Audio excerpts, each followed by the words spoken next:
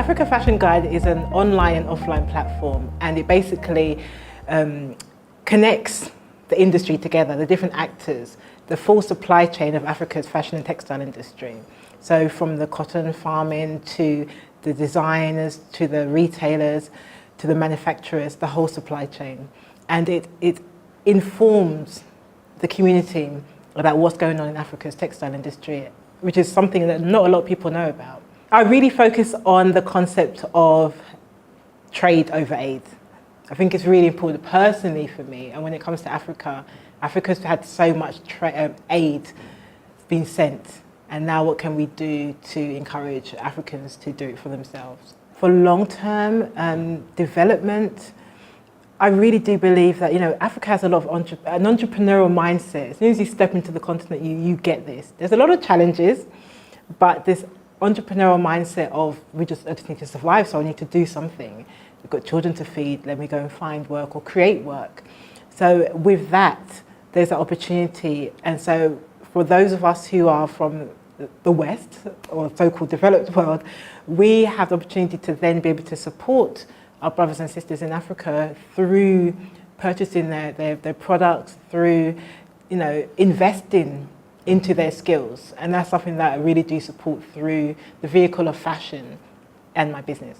Africa's kind of on trend at the moment. You find some of the big retailers are stepping onto the continent because it's cool, I guess. Which is great, but as fashion goes in and out, so Africa may be out of fashion next year. For example, what's happening now is Africans in the diaspora are tapping into their heritage. So with the traditional wear, they're now wearing the clothing that is traditional to their country.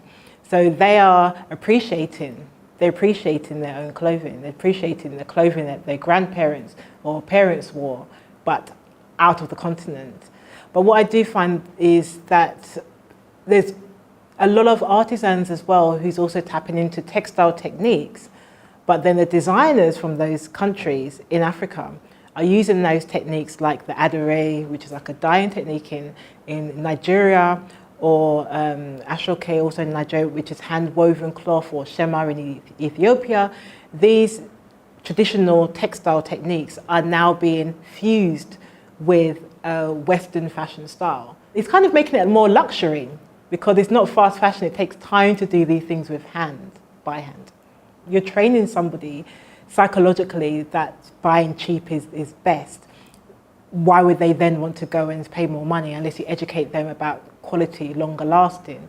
It's a huge challenge, huge challenge. So I met with the president this week, and I found that he's very interested in the cotton industry here in Burkina Faso, and he really supports the traditional textiles. So that was really, really interesting to find out.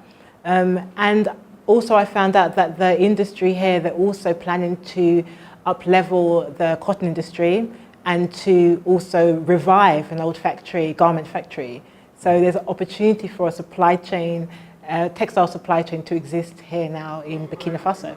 But there have been some influential people here, like ministers of trade and commerce, and people within the different cotton sectors within Africa who have joined today. So I think they don't always get the opportunity to sit together and to see how they can work together. So there's a lot of silos, there's separate groups within the industry. So a conference like this will bring everybody together. There's breakout sessions, there's round tables, and then actual things can be implemented and made a reality. So I think if the governments in Africa can tap into the remittances opportunity, where the African diasporans are given back to Africa through remittances, and give them an opportunity to give back their remittances through projects like Africa's textile industry, Africa's cotton industry, then we can get some impact. We can get resources onto the continent. One of the challenges for Africa, if I can just put Africa into one box just for a minute, is that a lot of the cotton is exported. So maybe ginned, and then it's exported in the raw form. And that there needs to be more the processing, transformation of the cotton from the boll through to the yarn and the cloth.